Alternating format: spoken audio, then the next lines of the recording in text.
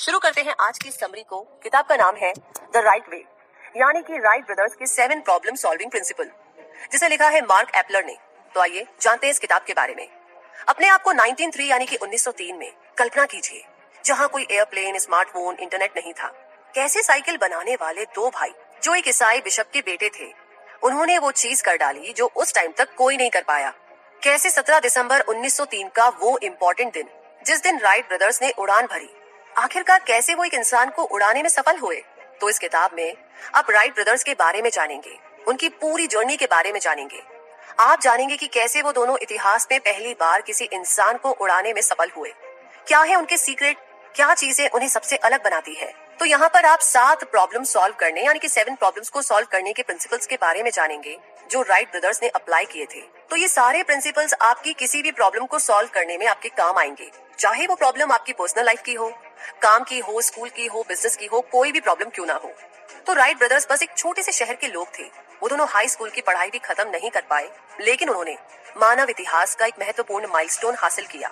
और ये सब कुछ राइट ब्रदर्स ने किया था उन 7 प्रिंसिपल्स की मदद से। तो अब समय है कि आप भी उन 7 प्रिंसिपल्स के बारे में जानें। तो सबसे पहले है द इवेंट ऑफ सेंचुरी।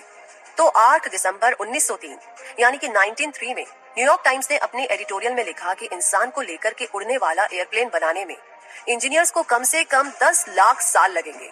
लेकिन कुछ ही दिनों के बाद डेटॉन, ओहायो के रहने वाले 2 भाइयों ने ये करके दिखाया। कैरोलिना के किल डेविल्स हिल में उन्होंने अपने हवाई जहाज के साथ उड़ान भरी।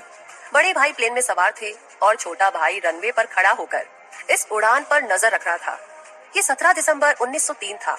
राइट ब्रदर्स ने उस सुबह 4 बार कोशिश की, लेकिन वो सफल नहीं हुए। उन्हें हेल्प मिल रही थी उनके अनोखे ग्राउंड क्रू से। इंसान के हवाई जहाज में पहली उड़ान को देखने के लिए वहां पर मौजूद थे एक लकड़ी का व्यापारी, 3 सर्फमैन और एक 17 साल का लड़का।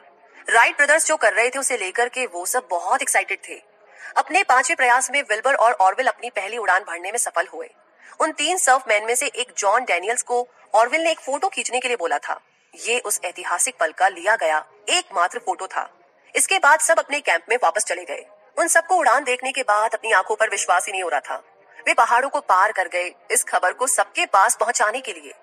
जॉन डैनियल्स को इस बात की चिंता हो रही थी कि उसने ठीक टाइम पर तस्वीर ली थी या नहीं। जाहिर है उसने तस्वीर ली थी। ये तस्वीर इतिहास की सबसे इम्पोर्टेंट तस्वीरों में से एक बन गई। राइट ब्रदर्स को बहुत भूख लग रही थी। उन्होंने कैंप में अच्छी तरह से खाना खाकर के थोड़ा आराम किया। ये लग रहा था कि उनके ग्राउंड क्रू उनसे भी ज्यादा उत्तेजित थे। बाद में एक इंटरव्यू में विल्बर राइट ने बोला कि वो और उनके भाई ने अपनी कल्पना में कई बार उनके बनाए हुए हवाई जहाज में वो कई बार उड़ान भर चुके हैं, इसीलिए ये उन दोनों के लिए बस और एक उड़ान की तरह थी। आगे दूसरा प्रिंसिपल है forging the principle of constructive conflict, यानी कि फॉर्जिंग एक ऐसा प्रोसेस है जिससे लोहार तलवार बनाता है। वो एक मेटल को आग में रख के बार बार हथौड़े से पीटता है और मोड़ता है। तो ठीक यही चीज तलवार को मजबूत बनाती है।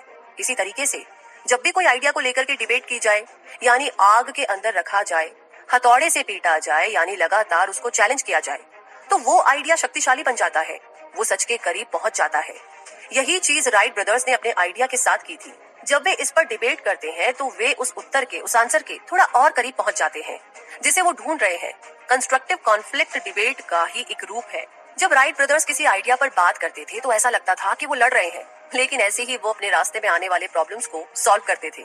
ये 1900 के गर्मियों का टाइम है, यानी कि 90s के गर्मियों का टाइम है। राइट ब्रदर्स डेटन, ओहायो में अपनी साइकिल की दुकान में है। वे अपनी दुकान के सारे खिड़की और दरवाजे खोल देते हैं ताकि हवा आए। पास से गुजरने वाले देख करके चौंक जाएंगे। राइट ब्रदर्स एक दूसरे पर चीख रहे हैं। पहली बार देखने पर सब सोचेंगे कि वो एक दूसरे पर बहुत गुस्सा है। पास से गुजरने वाले लोग उनके बीच जाकर के उन्हें शांत कराने की कोशिश भी कर सकते हैं। लेकिन सच्चाई तो ये है कि राइट ब्रदर्स बस अपने आप में डिबेट कर रहे हैं। वो बस एक आइडिया के ऊपर चर्चा कर रहे हैं जिसे लेकर के उन दोनों में अलग विचार हैं। उनके पड़ोसियों को भी ये डिबेट, ये बहस सुनने की आदत हो गई थी। वो बोलते हैं, लड़के फिर से शुरू हो गए, और अनदेखा कर देते हैं। अगर आखिर में उन दोनों के आंसर सेम नहीं होते तो ये डिबेट शाम तक चलती थी। रात को खाना खाने के बाद वे दोनों लिविंग रूम में जाकर बैठते थे और वे लकड़ी से बनी हुई कुर्सी पर बैठना पसंद करते थे। वो हमेशा सीधे होकर के अपने हाथों को गोद में रख के बैठते थे। लेकिन दूसरी तरफ विल्बर स्टफ्ड चेयर पर बैठना पसंद करते थे। विल्बर अपने हाथों को अपने सर के पीछे रख के अपने पैरों को फैला करके आराम से बैठते हैं। कुछ देर के बाद ऑरवेल अचानक से उस आइडिया के बारे में बोलना शुरू कर देते थे जिसके बारे में वो पहले भी बात कर रहे थे। विल्बर अचानक बोलते हैं, नहीं, ये ऐसा नहीं है। और फिर वो डिबेट फिर से शुरू हो जाती है। उनकी आवाज इतनी ज्यादा है कि उनकी आवाज उनके हाउसकीपर के कानों तक पहुंच जाती थी। बूढ़ी हाउसकीपर ये देखने चली आती थी कि वो दोनों कहीं एक दूसरे को मार तो नहीं रहे हैं, लेकिन जाहिर है कि वो ऐसा नहीं कर रहे थे। वो सिर्फ कंस्ट्रक्टिव कॉन्फ्लिक्ट कर रहे थे। इसी के साथ आगे बढ़ते हैं थर्ड प्रिंसिपल की तरफ, जो है tackle the tyrant, the principle of worst things first. यानी कि टैकल द टायरेंट का मतलब है कि पहले सबसे बड़ी प्रॉब्लम को सॉल्व कीजिए। एग्जांपल के लिए एक बिजनेस प्रोजेक्ट को ले लेते हैं। टीम पहले आसान प्रॉब्लम को सॉल्व करती है, छोटी मोटी चीजें सब सही जगह पर है। लेकिन जब वो प्रोजेक्ट को खत्म करने के नजदीक होते हैं, फिर जाकर के उनको अचानक पता चलता है कि वो आगे नहीं बढ़ सकते, क्योंकि उन्होंने सबसे बड़ी प्रॉब्लम को अनदेखा किया था। वो सबसे जरूरी काम को करना तो भूल ही गए। फिर वो टीम उस प्रोजेक्ट को खत्म नहीं कर पाती। अगर आप पहले टायरेंट से छुटकारा पाले, अगर आप पहले सबसे बड़ी प्रॉब्लम से छुटकारा पा लेते हैं, फिर बाकी सब चीजें आसान हो जाती है। ये आपको भरोसा दिलाता है कि प्रोजेक्ट सफल होगा। ये उन सिद्धांतों में से एक है जिसे राइट ब्रदर्स ने इस्तेमाल किया था दुनिया के पहले इंसान को लेकर के उड़ने वाला हवाई जहाज बनाने में।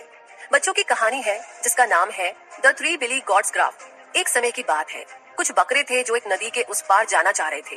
वो बहुत खुश थे क्योंकि नदी के उस पार बहुत सारी हरी घास थी। उस पार जाने का एक ही रास्ता था, जो था एक पुराना लकड़ी का पुल। पुल के नीचे पानी का बहाव बहुत ज्यादा था। पुल के नीचे एक बहुत बड़ा जानवर रहता था जो कि उस पुल से गुजरने वाले सभी को खाने की कोशिश करता था। छोटी सी लड़की जो ये कहानी सुन रही थी, उसने अपनी दादी से पूछा, बकरियां कोई दूसरे रास्ते से क्यों नहीं गई? दादी ने कहा, हो सकता है उन सब ने कोशिश की हो, लेकिन आज हो या कल उन्हें उस बड़े जानवर का सामना करना ही था, यानी उन्हें टायरेंट का सामना करना ही था।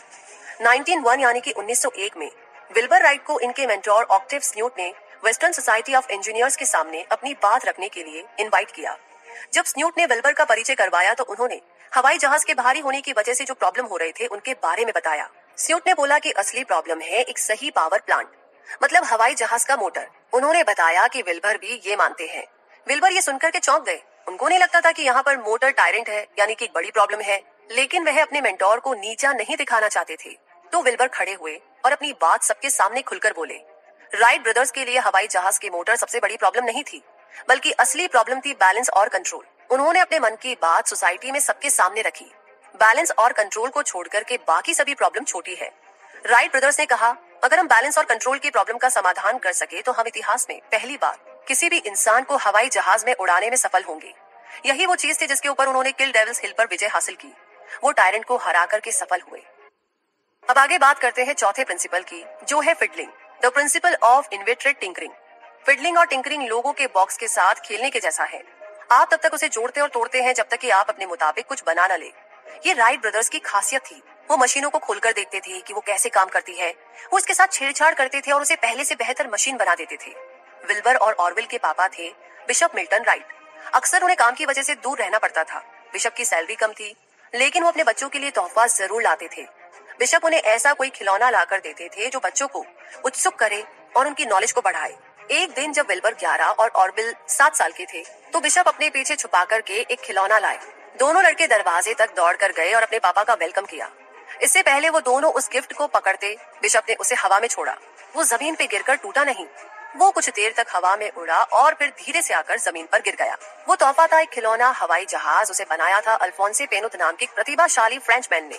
खिलौना हवाई जहाज तो पहले से ही बनाया जाता था, लेकिन अल्फोंसे पेनुत के बनाए गए खिलौने सबसे अलग और शानदार होते थे।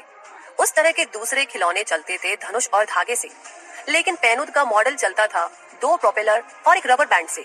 वो खिलौना हवाई जहाज बहुत ही अच्छे से और आराम से हवा में उड़ता था। राइट ब्रदर्स बहुत एक्साइटेड थे। वे दोनों इसके साथ छेड़छाड़ करते रहे ताकि वो समझ सके कि वो खिलौना काम कैसे करता है। उन्होंने उसे बेहतर बनाने की कोशिश की। उन्होंने उस खिलौने का बड़ा रूप भी बनाया, लेकिन उसको उड़ा नहीं पाए। कुछ साल के बाद वे दोनों वजन और ताकत के बीच के रिश्ते को समझ पाए। राइट ब्रदर्स ने समझा कि अगर किसी मशीन के आकार को 2 गुना किया जाए तो उसकी ताकत को 8 गुना बढ़ाना पड़ता है। जितनी बड़ी मशीन होगी उतनी ज्यादा ताकत की जरूरत चाहिए। ऐसे ही हवा से भारी किसी चीज को उड़ाया जा सकता है। इसी के साथ आगे है 5वां सिद्धांत, mind warping, the principle of rigid flexibility. यानी कि माइंड वॉपिंग का मतलब है बॉक्स के आइडिया को भूले बिना आउट ऑफ द बॉक्स सोचना। इमेजिन कीजिए कि आपके पास एक बॉक्स है, आप इसे माइंड वॉप करते हैं। आप इसे उन सभी शेप और फॉर्म में इमेजिन करते हैं जो पॉसिबल है।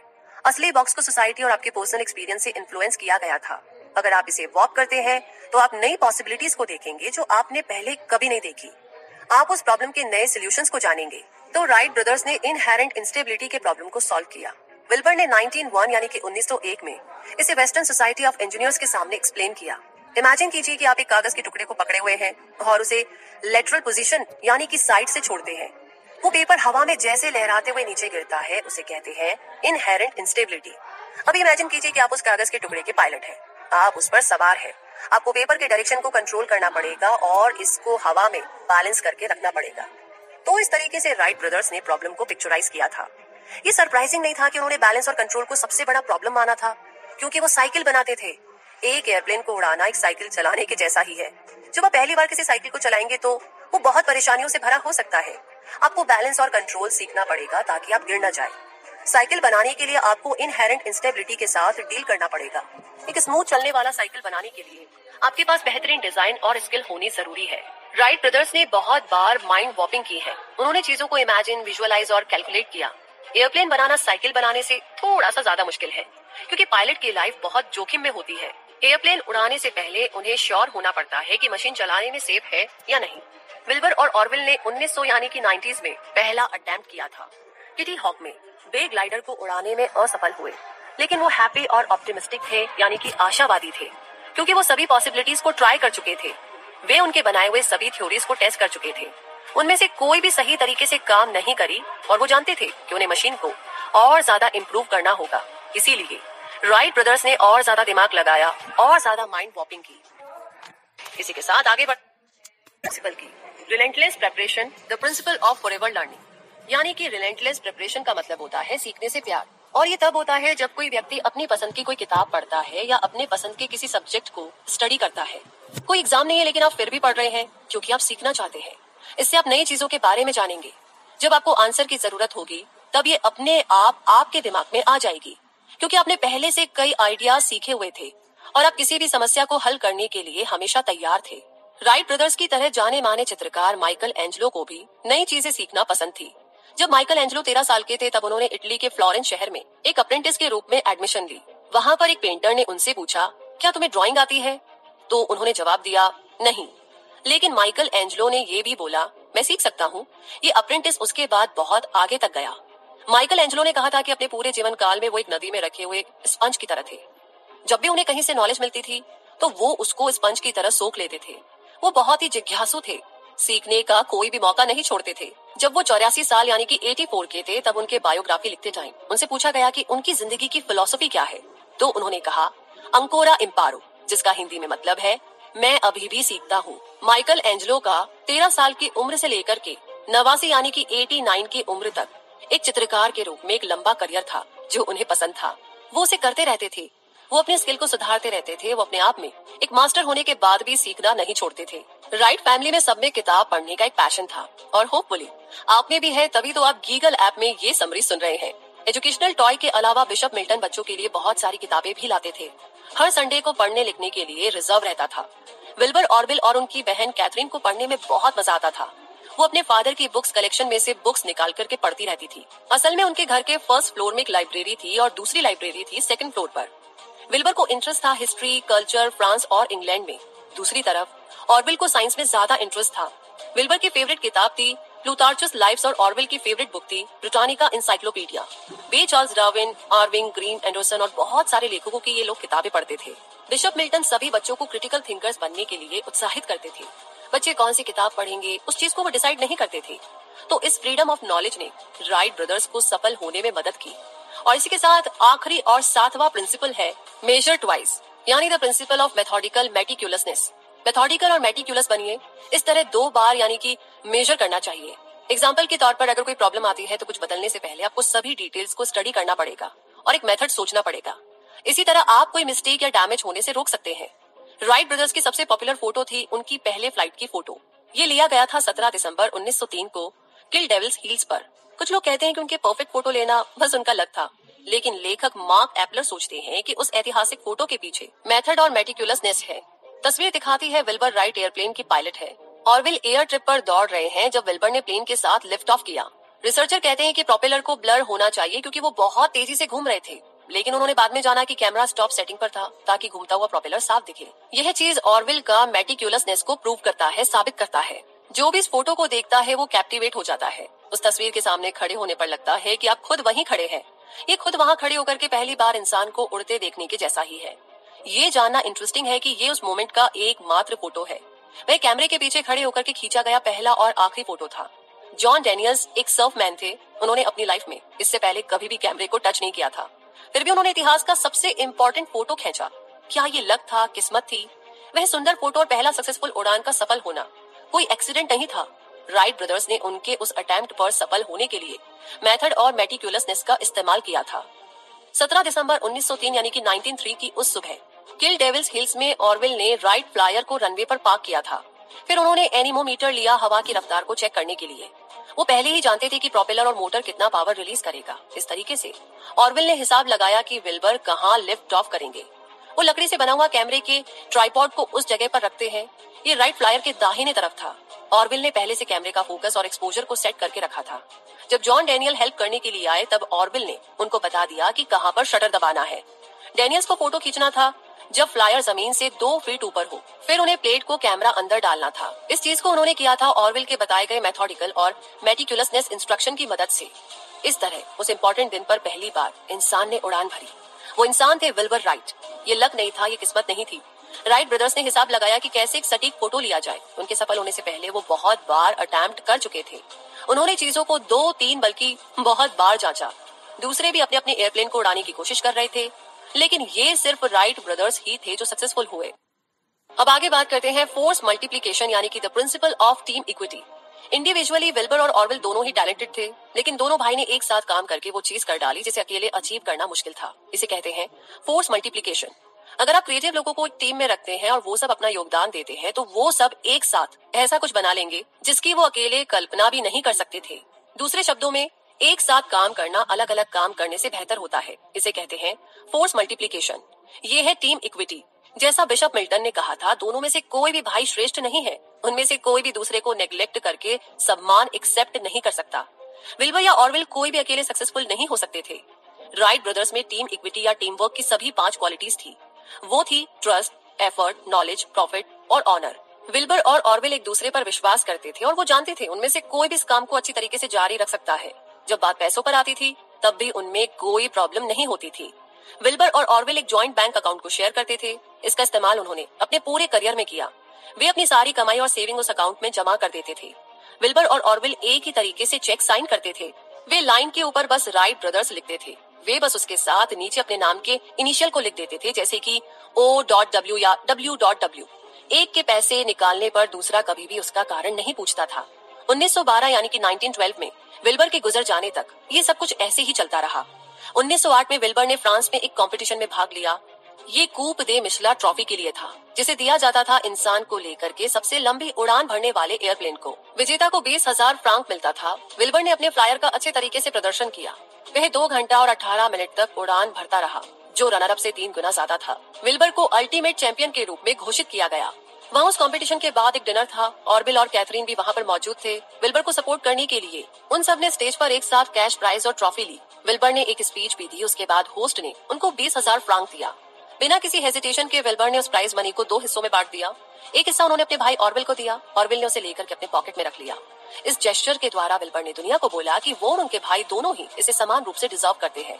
ट्रस्ट और प्रॉफिट के अलावा राइट ब्रदर्स नॉलेज को भी इक्वल रूप से डिस्ट्रीब्यूट करते थे। विल्बर जो कुछ भी जानते थे वह ऑरविल के साथ शेयर करते थे। ऑरविल भी वैसा ही करते थे। वे उन दोनों को एक ही समझते थे। विल्बर ने एक बार कहा था कि जो कुछ भी उन्होंने अचीव किया था वो उन दोनों का शेयर किया हुआ डिस्कशन और सजेशन का रिजल्ट है। सभी थ्योरी और आइडिया उन दोनों के बीच बाउंस करता था। उन दोनों ने अपनी नॉलेज को एक साथ मिलकर के बढ़ाया है। उन दोनों ने एक साथ एक टीम के रूप में नॉलेज को पावर बनाया है। तो राइट ब्रदर्स की इस कहानी के साथ कंक्लूजन की अब आती है बात।